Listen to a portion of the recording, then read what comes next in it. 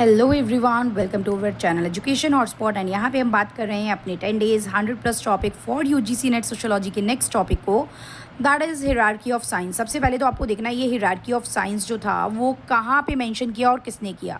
तो this concept was given by August Comte, जिसको हम फादर ऑफ सोशियोलॉजी भी कहते हैं। उन्होंने इसको अपनी book system of positive polity में प्रेजेंट किया। 1854 में बुक आई थी, याद कर लो अभी के अभी नेम।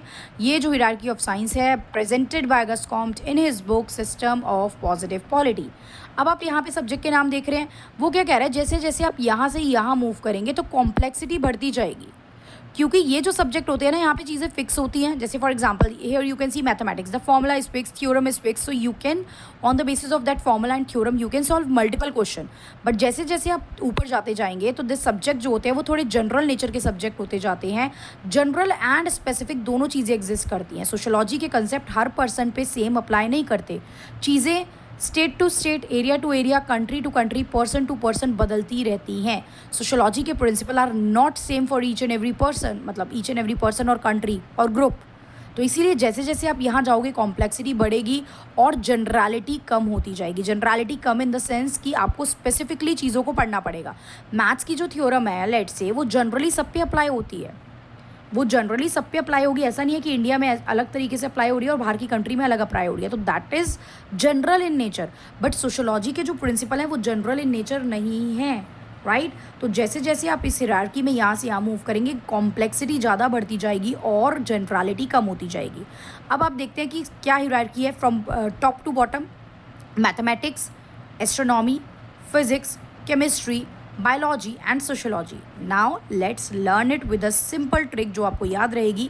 पूछ सकता है कॉम्प्लेक्सिटी में सबसे ज़्यादा कॉम्प्लेक्स कौन सा है, तो सोशियोलॉजी कॉम्प्लेक्स है। और सोशियोलॉजी ऑप्शन में नहीं है तो आपको बायोलॉजी मेंशन करना पड़ेगा, डिपेंडिंग की ऑप्शन क्या दिया हुआ है। सबसे ज़्यादा जनरल कौन सा है, तो मैथमेटिक्स सबसे ज़्यादा जनरल। सबसे कम जनरल कौन सा है, सोशियोलॉजी सबसे कम जनरल। तो आपको ये सीक्वेंस भी याद करना है। इस सीक्वेंस में कॉम्प्लेक्सिटी बढ़ रही है और जनरलिटी क्या हो रही है, कम हो रही है।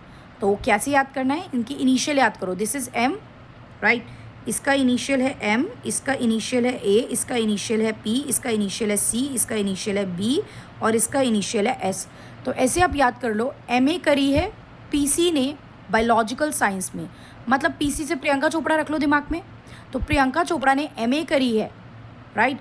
एमए करी है प्रियंका चोपड़ा ने कौन से सब्जेक्ट में, बायोलॉजिकल साइंस में। It is not science actually, वैसे तो ये सोशियोलॉजी है, बट इनिशियल याद करने की ट्रिक बता रही हूँ। एमए करी है पीसी ने बायोलॉजिकल साइंस में, तो M is mathematics, then astronomy, then आपका physics, then chemistry, then biology and then sociology. I hope it is clear to you किस तरीके से क्वेश्चन आता है। और आता है तो सीक्वेंस भी आप लोगों ने देख लिया, हायरार्की देख ली, जनरलिटी एंड कॉम्प्लेक्सिटी का कंसेप्ट देख लिया, किसने दिया और कौन सी बुक में दिया है, पॉजिटिव पॉलिटी ये भी हमने देख लिया।